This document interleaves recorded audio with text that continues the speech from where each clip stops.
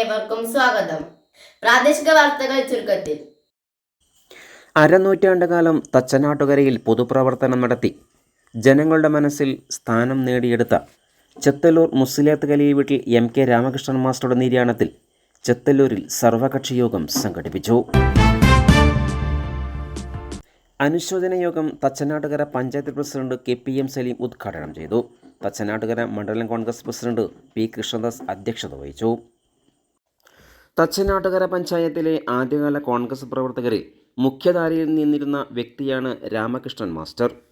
തച്ചനാട്ടുകര മണ്ഡലം Congress president, Sreekrishnapuram Congress block secretary, rubber ഉൽപ്പാദക സംഘം സെക്രട്ടറി, ഗുപ്തൻ സേവന സമാജം സംസ്ഥാന സ്ഥാപക ജനറൽ സെക്രട്ടറി എന്നീ നിലകളിലും പ്രവർത്തിച്ചു വന്നിട്ടുണ്ട്.